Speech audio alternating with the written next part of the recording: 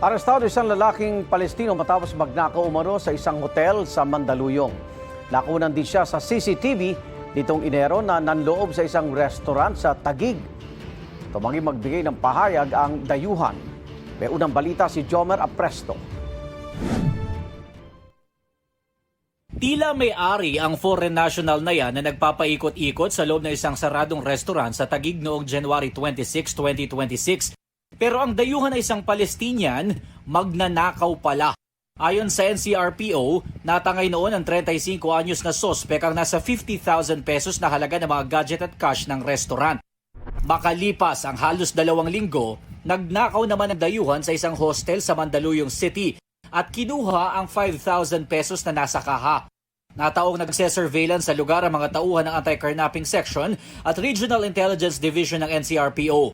Narinig daw ng mga operatiba ang paghingi ng tulong na may-ari ng hostel kaya agad nilang hinabol ang sospek. Nakuha sa kanya ang isang patalim at nabawi naman ang pera. Nang dalhin sa tanggapan ng NCRPO ang sospek, isang TNVS driver ang lumutang at inireklamo rin ang dayuhan. Binuk siya itong ating Palestinian na ito at matapos na magpaikot-ikot at magpunta sa kung saan lugar ay hindi na siya binayaran.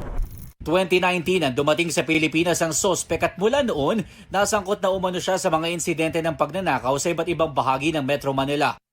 Parang lulong yata sa sugal itong ating Palestinian national na ito. Talaga ginagawa niya ng habit yung pagnanakaw pagkapos siya daw ay nauubusan ng pang-tustos sa kanyang pagsusugal. Ilang beses na rin daw siyang nakukulong pero nakakalaya rin dahil sa kakulangan umano ng ebidensya.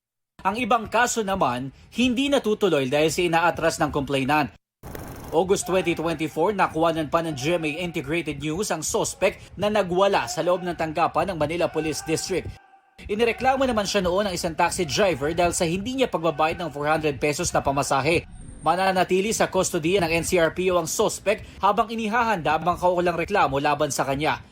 Tumanggi naman magbigay ng pahayag ang dayuhang sospek. Ito ang unang balita, Jomer Apresto para sa GMA Integrated News.